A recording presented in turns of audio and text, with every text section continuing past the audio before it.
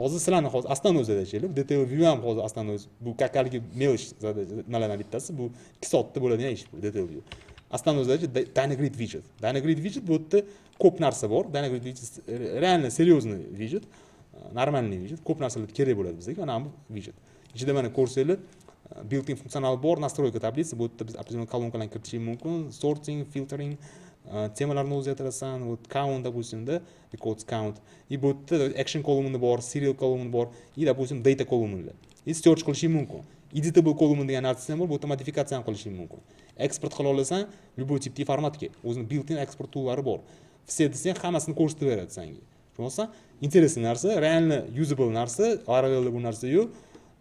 Spring'da ham yo'q, Python'da ham hech narsada yo'q bunaqa narsa. Nimaga men yoqtiraman? Shunga o'xshagan narsalar bor deydi. Birinchidan, ikkinchidan skorost jihatdan Laravel'dan konkretniy tez ishlaydi. Symfony'dan sekin ishlaydi, Zenddan tez ishlaydi. Symfony'dan sekin ishlagani biz Symfony'ga o'tib ketamiz deb aytolmaymiz. Men deganda Symfony четкий high performance framework, enterprise'ga zo'r bo'ladi.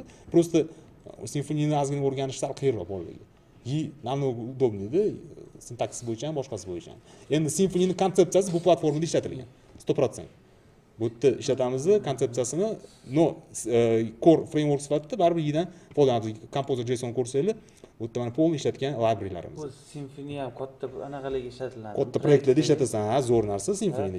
Hammaga qarasangiz, yillarga, hammaga qarasangiz. Просто qiyinroq, sal qiyinroq deb bolalarga qiyinroq masalan. Shu masalan senior developerlarda ham Symfony deb yozaman, men o'zim ham sevaman. Просто bolalarga qiyin uni. Bir xildan micro framework deydi-yu. O'z micro framework qilib ham ishlasa bo'ladi. Komponentlarni ishlasa bo'ladi. O'zini chiqarib, o'zi kerak komponentlardan foydalansang bo'ladi. Yidi masalan unaqa narsa qila olmaysan-da. Yidi komponentlarni o'zini отдельно ishlata olmaysan.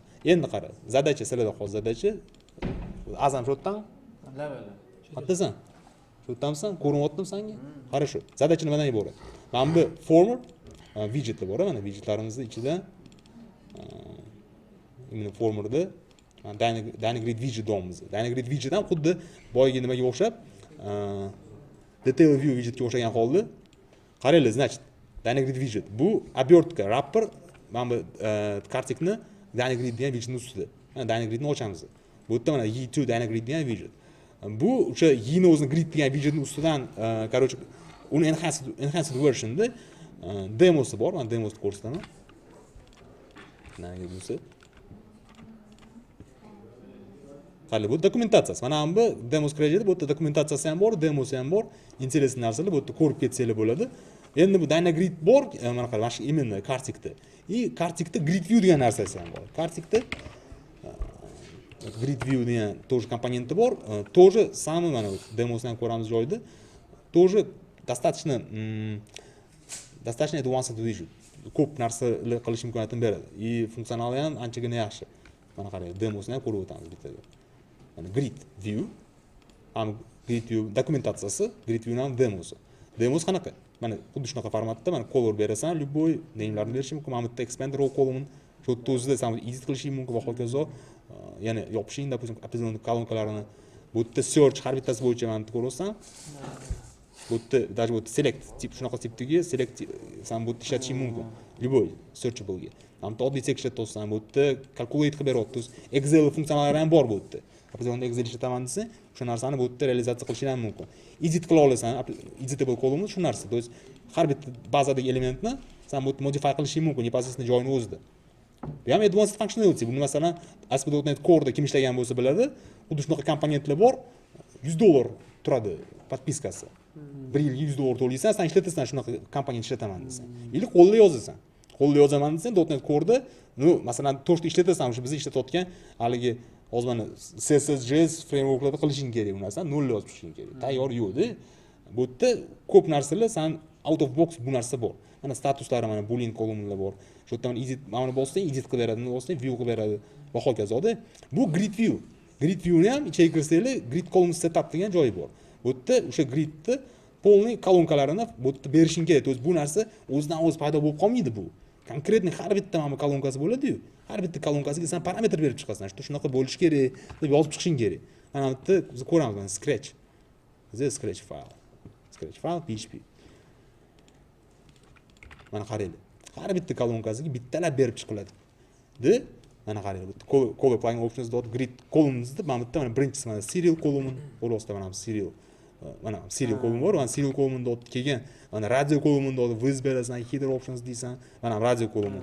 Keyin уже mana expand row column mana ochadigan column. Ro'san bittalab ochishing mumkin. Ochgan paytingda Ajax zaпрос beradi backendga. Deb backenddan Ajax'da oladi mana narsani. Sразу olmaydi.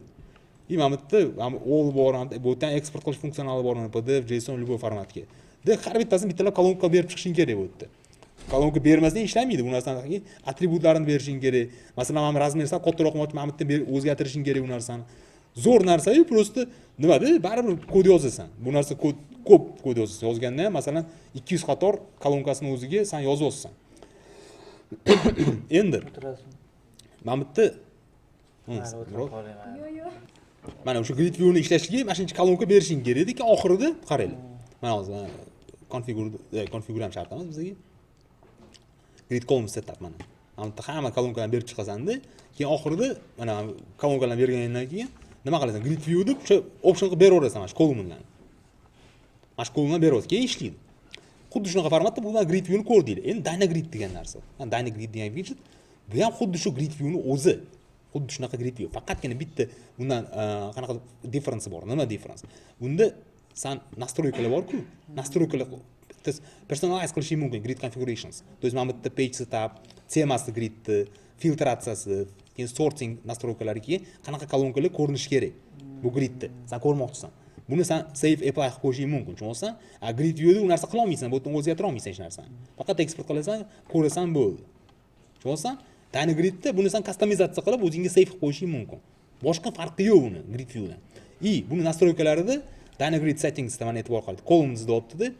Keyin oxirida mana Dynagrid deb bunda grid options degan joyi bor-da. Grid options degan joyiga mana bu grid view ni optionlari bor-ku. Mana qaranglar. Mana grid view widget deyapti-da. Mana bitta ketyapti. ID, data provider, filter model, columns deganda mana columnsga bu grid columns ham tepadagi columnlar bor-ku biz ko'rganimiz. Mana bu. Mana grid columns degan mana variable. Ko'rding? O'sha grid columns degan variable boya bilan scratchga o'tkazganim bor, mana grid columns degan variable o'tkiz deyapti. De mana grid columns degan variable mana hammasi. Mana shu ketayotgan hammasi. Uzun mana shu array, mana grid, mana kolonkalar, grid kolonkalar. De buni keyin ishlash uchun mana bitta kelasan, mana bu kodni grid view configuration deyapti. Mana shu kod senda yozilgan bo'lishi kerak. Mana qara, pastidan. Mana ko'rding? Mana grid view widget deysan, и mana bu search modeli columns deyapman, grid columns beraversan tepadagi kolumnalarni. Ya'ni container options berasan, mana bunaqa parametrlarni berib chiqasan. Toolbar degan plus deyapti. Keyin mana reset grid deyapti, mana add book, reset grid mana bu narsalar. Add book, reset grid ko'rasizlar? Mana shu narsalar. O'shalarni berib ketishing kerak toolbarga. Export mana export namunasi. Keyin toggle data mana bu toggle data button berasan. Toggle data content mana berib ketasan. Export mana font olsun true. Mana parametrlar berasan. Hammasini berib chiqqandan keyin mana grid view widget mana argument array berib olsan, grid optionlarida keyin mana shu grid view chiqadi. Bitta joyda xato qilsang, bu narsa chiqmaydi. Dynagridda qanaqa? Dynagridda xuddi shunga o'xshagan, yaqinroq shunga. Bu yerda mana kolumnlar beradi, mana grid kolumnlari, shu grid view kolumnlari. И keyin mana Dynagrid hozir mana shuni copy qilaman, bu yerda ko'ramiz непосредственно. Ikkinchi scratch yarataman.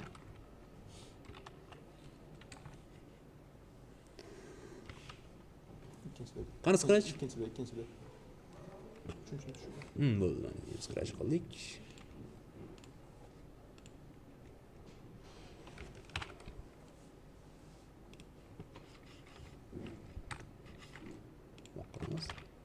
Qarang. Mana bu yerda kolumnni ketyapti. Endi bitta narsa bu mana Dynagrid griddan foydalanadi. O'zi ichida o'sha grid view ni ishlatadi. Grid view ni ishlatadi. Mana bu kolonkalar, sizlar berayotgan kolonkalar. Mana bu grid view ni kolonkalari bor-ku. O'sha bilan bir xil. Hozir bizani grid kolonkalari qayerda grid view kolonka. Mana bu grid view kolonkalari bor-ku. Bu Dynagridniki bo'lsa, mana bu grid view niki, to'g'rimi? Mana grid viewda grid columnsga narsa berdik biz, to'g'rimi? Array. Mana grid view ni kolonkalarni berib chiqdik. Biz mana bu grid view ni kolonkalari. O'sha bilan bir xil kolonka konfiguratsiya bir xil berasan. Mana bitta. Biz har bitta kolonkasi bir xil formatda formatsiya qilib chiqasan. Bu yerdan xuddi shunaqa serial column o'sha narsalar bo'ladi. Kolonkalarni san olasan, keyin Dynagrid deb chaqirgan, begin deb chaqirasan yoki widget deb chaqirasan, farqi yo'q. Bu yoqdan ishlaydi. Widget, masalan, widget deb chaqirasan. De mana columns deb o'sha kolonka grid view ni kolonkalarni bunga berasan. Grid options degan bitta parametr bor. Array key. Bu yerda sen mana bu grid view ni настройкалар. Mana grid view bor-ku pastimizda. Grid view ni ham настройкалari bor. ID, data provider va hokazo parametrlari bor. Bitta kolumndan tashqari. Qolgan hamma настройкаларni sen mana bu yerda berib ketasan. Grid options ichida. Bitta kolumn mana bu yerda beriladi. Ko'ryapsizlar? Mana show personalize degan true deb qo'ysa, uni buttonni chiqarib beradi. Personalize degan button bor-ku. Mana bu button. Shuni chiqarib beradi agar bu yerda true deb qo'ysang. Storage session, to session yozyapti. DB desang DB ga yozadi настройкаларni. To user o'zi настройкаларni save qilib qo'yadi. Mana bu temasi, boshqa narsalarni shu yerda berasan.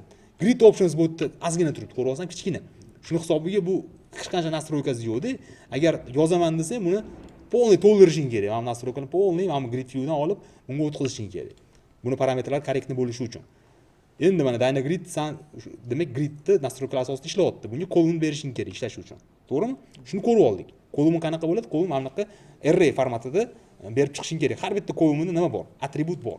To'g'ri, qanaqa atributni chiqarish kerak bazadan? Bazadan da bo'lsa qaysi atributni chiqarsan? Ichidagi danini. O'zini orderda olsan, bu yerda mana order ichida danni ketyapti, to'g'rimi? Mana atribut name'da 54-id mana bu narsa ketyapti. Bu yerda sen ko'rayotganingda xuddi shunaqa formatda ketadi. Bu ham 54-id bu, 55-id. Bunda name bor, color bor, author bor ketyapti. Bu yerda xuddi shunaqa mana name, допустим, start, quantity, xuddi shu formatda sen bu yerda atribut berib ketishing kerak har bitta mana bu kolumnga. Kolumn tutsam array oddiy. Array format qilasan bo'ldi. Bu yerda mana line da o'zi horizontal, vertical line, viz berasan, format berasan, page summary desang, mana pastga chiqarib beradi. Oxiridan page total deb ko'rasan, xuddi shunaqa narsa. Kolonkalar. Kolonka format qilinadi, oxirida mana checkbox kolumni qo'shyapti, oxiriga checkbox kolumni mana buni qo'shib beryapti mana. Olib masalan bu yerda belgilaydi, keyin bu yerda sen uni xohlasang udalit qo'yishing, boshqa narsa qo'yishing mumkin. Actions deb. Xo'p, endi kolonkalar berib olsan, keyin Dynagrid ishlayapti. Zo'r narsa, yaxshi, cho'tki, lekin mana bu yerda har bitta table'larimizni bir-biriga hech qachon o'xshamaydi. Hammasi bir natijasi qiladi, to'g'rimi? Kolonkalar. Endi masalan odatda bizning proyektlar, yidagi proyektlar 100% bemalol aytishim mumkin, 100% proyektlar qanaqa qilinadi? Ular oladida mana shunaqa yozib chiqadi. Voy, Dynagrid ko'rdida, va zo'r ekan dedi, o'tirib mana shu narsani yozib chiqadi. Nimadir o'zgarsa, ham table o'zgardimi? Model o'zi boshqatdan kirib ham o'zgartirib qo'yadi o'sha joyini. Qolib ketsa, qolib ketdi, qarochi. Endi bitta narsani yozdingda, buni copy paste qilib chiqishing kerak. Masalan, bitta yozib olding, keyin buni qilasan, uni copy paste qilasan, keyin uni o'zgartirib chiqasan. Masalan, name deysan, bir narsa deysan, tushunsan? Shunaqa narsada o'zgartirib chiqishing kerak. Bitta joyda toshka virgul xato qilsang bo'ldi, xato. Shunaqa yoziladi. Endi proyektda shunaqa qilinadi, boshqa iloji yo'q, chunki boshqacha variantlar yo'q. Endi men buni o'yladimda, nima kerak shu narsa dedi, vaqtni ketkazib dedim, undan ko'ra vaqtni kerak narsalarga ishlatish kerak. Nima qilish kerak? Mana bitta ZKDynagridWidget degan, bu mana nomi, e'tibor bersanglar, Dynagrid widget. Tushunasizlar? Bu Dynagrid degan widget chekirsanglar, bu mana bitta vendor ichida yotadigan narsa. Mana vendor ichida Kartik Gridview degan namespace ichida Y2 Dynagrid degan namespace'da yotadi. Mana Dynagrid degan widget ko'ryapsizlar? Mana shu. Class Dynagrid extends widget deyapti. Widgetdan extend qilgan mana shu class. Endi Gridview degan class ham bor. Bu boya bundan oldin ko'rgan gridimiz. Bu ham yana Gridview qayerdadir bor. Grid mana shu. Grid chekirsanglar Gridview degan class bor. CSS ichida. Mana shu bor Gridview degan class. Mana Gridview. Ko'ryapsizlar? Mana shu bu значит o'sha Gridview degan widget тоже Gridview degan widgetdan extend qiladi. Endi mana shu widgetga mana bunaqa berib yuboriladi-da widget. Mana polni kolonkalarni berib yuborishing kerak. O'shanda mana shu narsa chiqadi. Endi men o'yladimda, o'shani boshqacharoq qilamiz dedim. Vaqtni bekorga sarflamaymiz dedim. ZKDynagridWidget degan razработка qildik. Bu nima ish qiladi? ZWidget degan mana widgetni extend qiladi. O'zining konstantalari bor, konstantalarni pustoy ekan hozir. Sizlarga kerak emas ekan, sizlar olib tashlasa ham bo'ladi. Просто ZWidgetdan extend qiladi. ZWidget bizani Zetsoft sistemining ichidagi klass. Kerakli nimalar bor, elementlar bor ichida. Bu yerda mana shu Dynagridni o'zgartirilishi mumkin bo'lgan parametrlari ham yozib qo'yiladi. O'z kolumn berish mumkin, name berish mumkin, show personalize degan narsa ham button bo'lsin. B ko'rasizlar. B degani boolean, tipi boolean. To есть B degani bu unga true yoki false olishi mumkin. A desang bu array. Unga faqat array berishing mumkin sen. Boshqa tipdagilar xuddi shunaqa formatda sen berasan. Допустим, S desang bu string. String berishing mumkin. Mana self temp primary degan bu mana konstantani valuesi ham string. String tipini sen tanlashing mumkin bo'ldi. Mana ko'rasiz, temp primary, temp success deb qo'yishim, temp warning deb qo'yishim. Shu yerda o'zgartirishim mumkin. Autocomplete bilan. Shift control bosgan, left arrow bossanglar, keyin bunday bosasizlar, demak control bilan probel. Control probel autocomplete. Любой joyda, ana PHP shtormda autocomplete kerak bo'lsa, control bilan probelni bosinglar. Mana настройкам bilan PHP shtorm olgan joydan keyin bu narsa ishlaydi 100%. Yozmaysizlar, yurmaysizlar, допустим, uni to'ldirgan holda. Mana bu type db da, bunday qilasan, type cookie'da ham saqlash mumkin, sessionda ham yoki db da. Настройкасini. Mana boshqa mana stringlari bor. Tepada yozib qo'yasan, mana export header, export bill qilib yozib qo'yasan. Endi hozir bu internetda turgani, hozir men o'zimdagi variantini ko'rsataman. Mana spisik, mana bu widget, oddiy widget. Deb, mana buni export header, mana ko'ryapsizlar, eksportirib deydi. Xuddi shunaqa настройкалар bu yerda ham bor. Bu yerda download chiqarib beradi. Вот. Bu yerda обновляться qo'yadi. Значит, olasan, mana editable format deysan, bu yerda panel type beryapti, mana panel icon va hokazo. Parametrlarni beraversan, o'zgartirish mumkin bo'lgan parametrlar. Endi bu parametrlar bu ham Dynagrid mana widgetimni parametrlarida, qayerga berilyapti bu parametrlar degan savol bo'lishi mumkin senda. Hamma parametrlar shunday kelyapti-da, opts degan metod bor. Opts degan metod uni ichidagi o'sha optionlari bor-ku, array mana shu widgetning opsiyalari opts degan metod ichida initializatsiya qilinadi. aOption degan array bor. Har bitta widget ichida aOption degan array, mashina ichida, demak widget mana shu widgetni hamma opsiyalari shu yerda collect qilinadi. Array ko'rinishda. Ammo massiv ko'rinishda shu yerda yig'iladi. Hamma opsiyalar. Shu yerda biz formirovat qilamiz kerakli opsiyalarni. Endi e'tibor qaratsanglar, mana shu Dynagrid qiladigan narsa shu opsiyalarda. Biz mana shu narsani chiqarib beradigan narsa opsiya. Opsiya bo'lsa chiqadi, bo'lmasa chiqmaydi. Pusto narsa chiqadi opsiya bo'lmasa. Opsiyalarga biz ko'ringlar, opsiyasi qancha? Mana ketyapti. Mana shuncha opsiyasi bor. Ko'ryapsizlarmi? 300 qator. Do'z mana 300 nechidir 100 qatormi, 100 qatormi, 200 qatormi opsiyasi bor. Чтобы mana shunaqa Dynagrid chiqarish uchun, to'nki настройка qilish uchun mana shu sen 200 qator kodni yozishing kerak. Copy paste qilib yozishing kerak, o'zgartirishing kerak joylarni. O'zgartirib chiqishing kerak. Endi biz masalan haligi bekorchi emasmiz, unaqa qilib yuradigan, to'g'rimi? Biz aql ishlatishimiz kerak. Biz mana shu opsiyani olib, bitta opts degan metodga berib qo'yaman-da. Opts degan metod. Endi bu opsiyani hamma joyini o'zgartirmaysan-ku sen. O'zgartirsang bir 5-10% joyini o'zgartirasan. Kerak joylar. Qolganlar bir xil bo'ladi hammasida. Kerak joylar, anda true mana ketyapti. Hammasi ko'rasan, уже hard codingga berilib ketiladi. Chunki mana page setting hammasida bo'lish kerak tak. Masalan, temp setting hammasida bo'lish kerak, filter setting hammasida bo'lish kerak. Unaqa bo'lmasligi kerak degan joyi yo'q-da. Universal hammasida kerak bu narsalar. Endi lekin temasi, mana tema o'zgaradi. Har xil tema qo'yishing kerak. Storage masalan o'zgarishi kimgadir db xohlaydi, kimdir sessionni xohlaydi. Xuddi shunaqa formatdan aslında ketsanglar mana bu base version, bootstrap masalan versiyasi o'zgarishi mumkin. Keyin mana ketsang, mana bu yerda plugin events degan narsa bor. Bu yerda eventlar bor. Masalan event degani mana buni sorting qilsang, sen bunda sortable qilish imkoniyati bor deb, kolonkalarni bu yoqqa sort qilsang, bu yerda sort start desang, mana bu yerda event sort start. Bu yerga mana shu eventga sen o'zingni funksiyani berib ketsang bo'ladi, JavaScript funksiyani. O'zing bu yerda sen chaqirayotgan paytingda, masalan boya bizda ishlatgandim, esingizda bo'lsa. Mana viewers, wait, admin, order, index deymiz. Mana bu Dynagrid widgetning oddiy ko'rinishi. Endi kolonkalar, customli kolonkalar bilan yozilgan ko'rinishi ham bor, u kodisida order ichida mana. Bu yerda mana customli kolonkalar bilan yozilgan ko'rinish. Shu Dynagrid customli kolonkalar berish imkoniyatidan beradi. То есть ham customli kolonkalar ham berish mumkin o'zing, допустим. To'nki настройка qilish uchun. Ham avtomatik generatsiyani ham ishlatish mumkin bitta joyi o'zida. Bu yerda mana shu yerda o'zida sen birorta kolonka mana sorting qilgan paytingda yoki mana Dynagrid mana boy eventlarni ko'ryapman, mana sort update, sort stop. Shu yerga o'zingni eventlaringni ham funksiyalarini berib ketishing mumkin, JavaScript funksiyalarini. Qanaqa bo'ladi? Parametrni o'zgartirmoqchi bo'lsang, qanaqa bo'ladi? Bunda olasan as event mana sort start ko'rasan. Shu yerga bunday yozasan-da, shu yerga любой funksiyani, JavaScript funksiyani berib ketaverasan. Mana bunaqa function deb qo'ysin-da, console log nomli. Любой JavaScript funksiya уже shu narsa ishlaydi shu yerda. И o'sha elementni ID-sini ham beraveradi bunga. O'sha parametrlarini juda ham oson formatda o'zgartirib, s value'ni bunday desa, s value'ni o'zgartirib ketasan. Bu yerda bunday yozding, bu yerda уже autocomplete bor hammasida. Ko'ryapsizlar? Bemalol любой parametrni mana masalan name, column, option hammasini biz o'zgartirishimiz mumkin. Shu yerda o'zidan. Animate masalan false deyish mumkin. Animatsiya bo'lmaydi shunda. Tushunasizmi? Вот. Endi bu yerda qanaqa formatda bu mana eventlar, sen propertylarni beryapsan widgetga. Propertylarni kerakli o'sha klassning variable'larini to'ldiryapsan. Keyin bu klass variable'lar qayerga boryapti? Opsiyalarga boryapti. Opsiyalarning kerak punktlari bor-ku, o'shani to'ldiryapti. Kerak punktlar to'ldirilib, qolganlari standartni mana ketyapti mana. AZL degani bu internasionalizatsiya, to есть sistema out of box. Mana shu sistema yaratayotgan sayting sen hech narsa qilishing shart emas, avtomatik ravishda 30 ta tilda ishlay oladi. 30 ta tilda perevod ketadi. Har bitta yozayotgan narsani avtomatik perevod qiladi o'zi. Sen bitta tilda berib qo'ysang, bo'ldi, u o'zi 30 til perevod qilib bazaga yozib qo'yadi. Mana bitta core lang degan table'da hammasi saqlanadi. Mana ko'rasizlar, o'z hamma yeziklar bu yerda bor. Yo'q narsani o'zi yo'q. Kiritasan, уже AZL deb kirib ketgan, avtomatik bu skaner qilib mashina oladi, bazaga kiritadi, perevod qilib tashlaydi. Mana bitta in degan joyga kiritadi, perevod qilib tashlaydi. Mana bu opsiyalarni biz format qilib chiqamiz, to'ldirib chiqamiz hammasini, cho'tki qilibdi. Чтобы ideal Dynagridni format qilish uchun-da. Sistema o'zi berib qiladi. Sistema o'zi berib qiladi, ha. Google Translate to'langan, Google Translate to'langan, ha. Internetdan o'zi Google Translate API bor, mana $300 to'lab qo'yganman.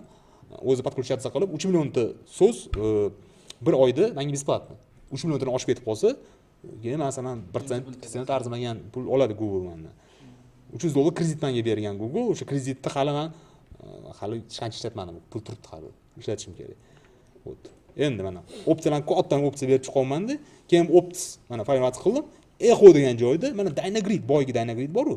Mana shu aOption o'shanga beryapman. Ko'rasizlar? Echo qanaqa ishlayapti? Mana oddiy ishlayapti. Mana ko'rasizlar. Dynagrid birinchi init ishlayapti. Init ichida mana bazaviy mana bunaqa parametrlari bor-ku, mana panel type yo'q, o'shalarni initializatsiya qilaman, mana bunaqa narsalarni berib yuboraman init ichida. Proc ichida mana bu columnlar bor-ku, Dynagridning mana bu columnlari. Ikkita narsa qilyapti deb o'tdi.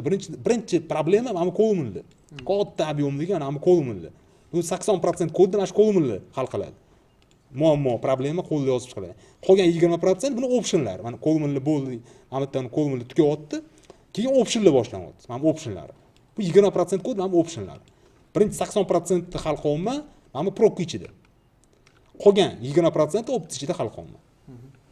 Endi mana optisi masalan hozir ko'rsatdim. Mana aOption deyapman, tepadan variablelarni to'ldiryapman-da. U option tayyor. Mana aOption ichida hammasi initializatsiya qilingan array turibdi tayyor. aOptionni olib kelib berib yuborsam, mana echoning ichida mana berib yuboraman, uje Dynagrid chiqyapti. Endi aOption ichida e'tibor bersanglar, bu yerda column degan, acolumn degan joy bor. Mana acolumn ko'rasizlar, mana option ichida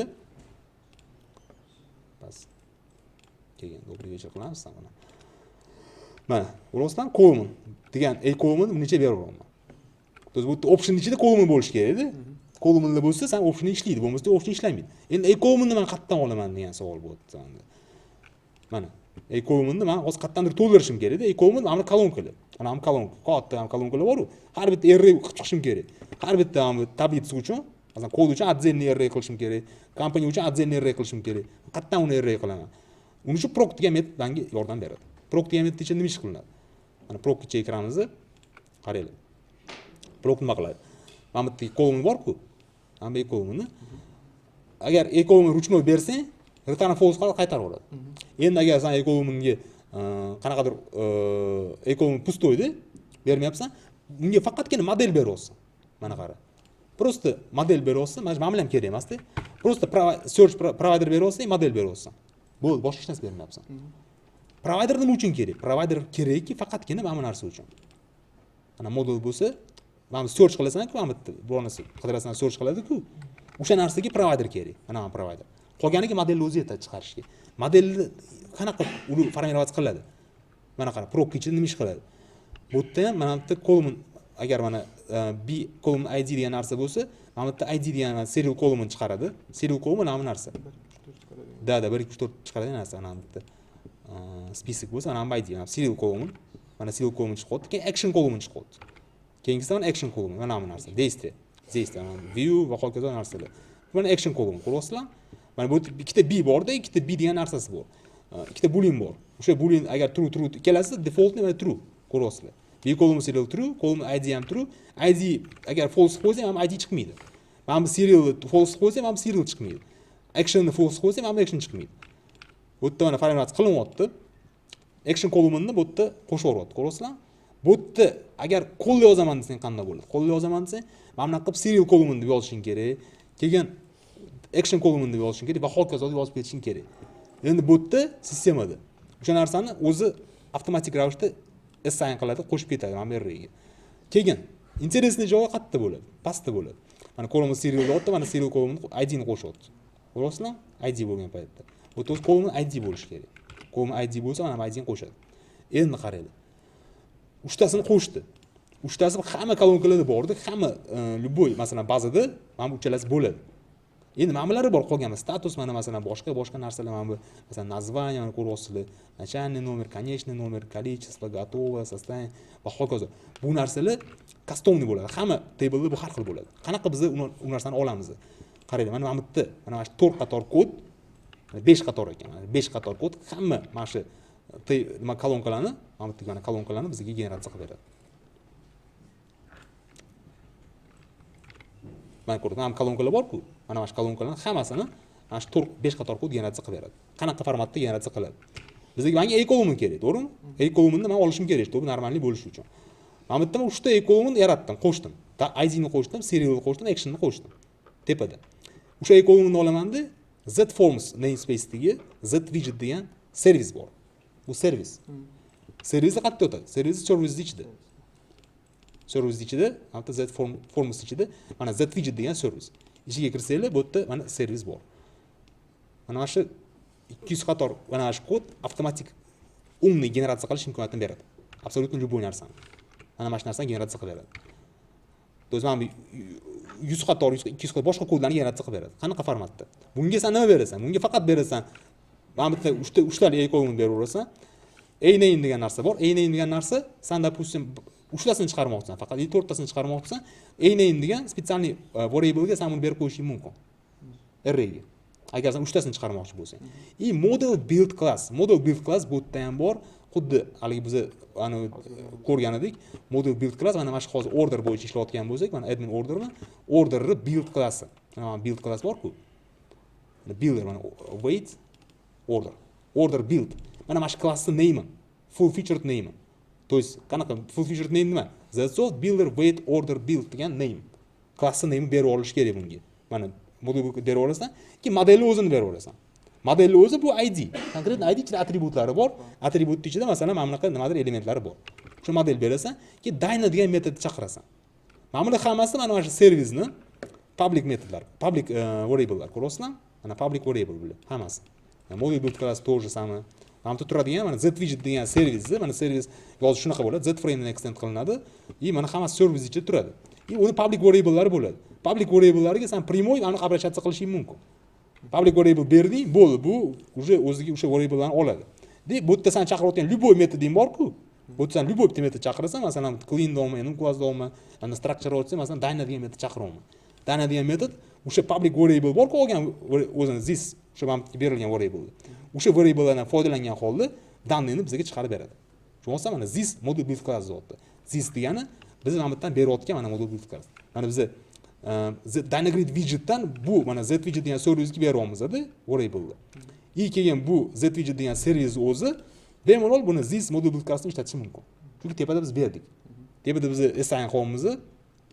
Assign qilib keyin metod chaqiryapmiz, dyna degan metodni. O'sha dyna degan metod ichida qaranglar, hamma ishkal, hamma protsess, mana shu важный protsess. Shu dyna degan metod ichida ketadi. Bu yerda mana sample executable. Bitta sample metod bor-da, sample ham array. Mana shu array ko'rsangiz, bu sample array. Ichida value degan mana bu narsa bor, key bor. O'sha ichida function bu yerda anonymous function chaqiriladi, bu yerda уже mana bu danni to'ldiradi. Ichidagi dannilarni to'ldiradi. Mana shu value ichida. Bu yerda value ichida mana bu boshqa mana data degan metod chaqiriladi. Xuddi shu mana servis data degan metod chaqiriladi, clean degan metodlar chaqiriladi va hokazo. Mana format beriladi, mana editable options deb beryapsan. Mana mana shu danni bu yerda mana atribut beryapsan. Atribut null ketyapti, ko'ryapsizlar? Atribut null deyapti-da. Keyin qayerda bu to'ldirilyapti. Mana bu yerda form all xuddi boyiga o'xshagan protsess ketyapti-da. Ko'ryapsizlar? Bu yerda name'lar olinadi, mana sample editable olinyapti-da. Keyin o'sha sample editable mana atribut degan joyi bor-ku. Mana bu yerda sen key berib qo'yapsan, mana bu key. Mana name, email, image degan key berib qo'yiladi. Form alldan. Form all model build classdagi forms. То есть mana order build bor-ku, mana bu key. Bu key mana buni уже nimasi? Valuesi. Mana shu keyni bu yerda berib ketasan. Sen mana Zwidget ichida mana sk chiqyapti bu yerda. Mana shu key sen bu yerda mana atributga beryapsan, shuni ko'ryapsan? Atributga beryapti. O'zi mana bu atributga sen уже tayyorlab ketyapsan. Mana atributni dinamik sen generatsiya qilyapsan. Dinamik formatda o'sha atributni beryapsan. Key beryapsan, editable options deyapsan, mana widget classni class name beryapsan. То есть bu yerga sen customni qanaqadir klass berishing mumkin, o'zgartiradigan. Tushunsan? Xuddi mana bunga o'xshagan Masalan, kimgadir select anaqa, kimgadir boshqacha narsalar widget class bersang bo'ladi, customly class. O'sha widget class bu yerda beriladi. To'g'ri, bu widget class qanaqa widget class? Bu anaqa class. Mana z input masalan h input widget ketyapti, to'g'rimi? Qaysidadir masalan select 2 degan class berish, qaysidir boshqa class mana select 2 widget ketyapti. Mana shu widget class-da bu. O'sha widget class-ni sen mashqda berasan. Mana is options widget class. O'sha order build-da berib qo'ysang bu. Build-da, build-ga ham даже berishing shart emas. Mana migratsiya generatsiya qilayotganda widgetni berib ketasan klassdan ham. Bu o'zi migratsiyadan olib botga yozib qo'yadi. Bu o build-ga yozildimi, o'sha qolgan hamma mana bu advanced widgetlarimizni avtomatik ravishda mana shu build-dan oladi hammasini. Bitta joydan oladi. Senga vizualni generatsiya qilib beradi. Mana bitta oldiki a columnni mana farqini chiqyapti. Mana exception column bo'lmasa uni olmaysan deyapti. Oxirida mana a column bizda to'ldiriladi. Mana qo'shib ketadi. Ko'ryapsan arrayga. Qo'shib to'ldirib ketadi. Bizda a column готовый tayyor bo'ladi. Dynagrid widget mana o'sha a columnni oladi. Bo'ldi. Mana a column to'ldirildi o'sha botda. Mana shu metod proc degan metod ichida a columnni men to'ldirdim o'sha arrayga. De optsda o'sha mana procdan keyin opts chaqirilyapti. Mana procdan keyin a column to'ldirib oldim. Dinamik generatsiya qilib oldim. Build-dan olgan holda. Order build-dan. Imенно build model build class olman, a column to'ldirib olmanda, optsda imенно options formatsiya qilayotgan paytda bunga o'sha columnga berib olaman. De columns degan joyga mana columns degan joyga o'sha boyga to'ldirilgan a columnni berib olaman. Bo'ldi. Natijada menda полный konfiguratsiya tayyor bo'lyapti. Qanaqa konfiguratsiya bo'lyapti degan joyga masalan hozir ko'rsataman. Keyin mana print r qilmoqchi bo'lsanglar, azam sizlarga imeyt смысл. Mana qaranglar. Mana bunaqa narsa bor. Ekhon ichida mana bitta Zetutils emas, bu yerda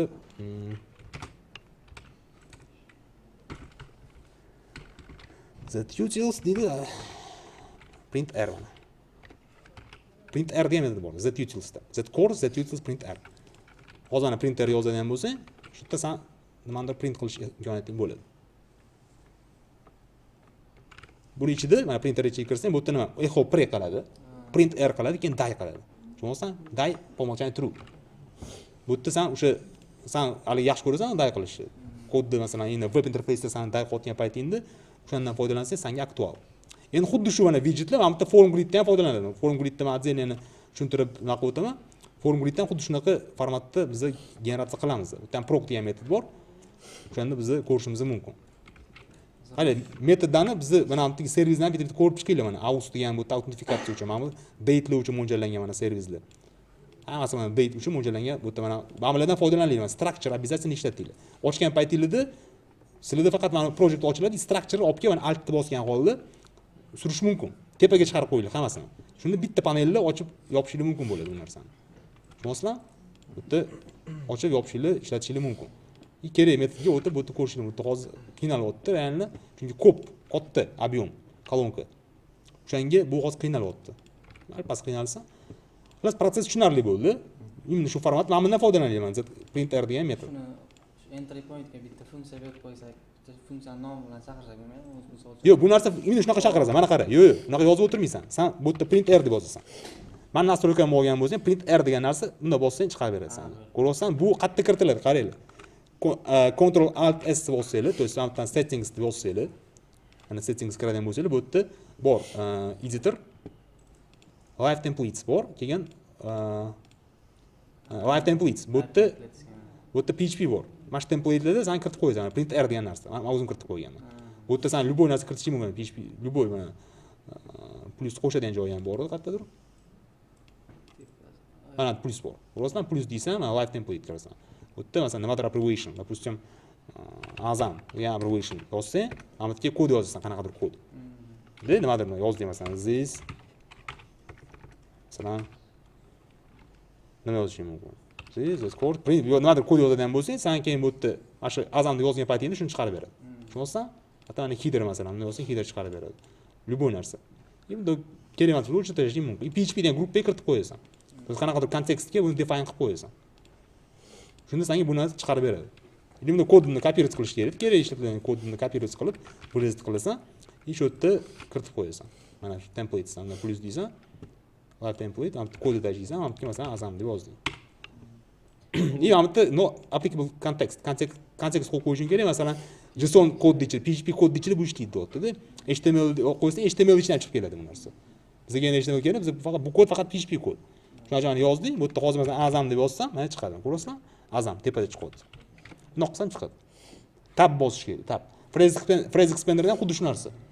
Phrase expanderda ham xuddi shu narsani copy qilib, masalan, buni copy qilasan, state qilib mana bu yerga, любой joyga-da. Buni shift control w bossang, editing phrase expander desam, mana bu yerda edit qilib nima kodligida ishlatib qo'yishim. Mana bu yerda ham yozib qo'yishim mumkin. Azam deb yozib, xuddi shu narsani. Email yozib qo'ysak, Любой narsa yozib qo'yishing mumkin. Mana bu yerda endi sen уже shtormdan tashqarida ishlatmoqchi bo'lsang bu narsani. Mana shtormdan tashqarida. Mana, bunaqa qilsang chiqarib beradi. Ko'rding? Shtorm tashqarida. Bu yerda ham xuddi shunaqa. Tab bosasan. Yozib beradi. Bu takoy gap bo'ldi. Bu hali ham qotdi, mana qursin. Ko'p narsa o'tdi. Tushunarli, mana qanaqa formatda ishlayapti bu narsa. Bo'ldi.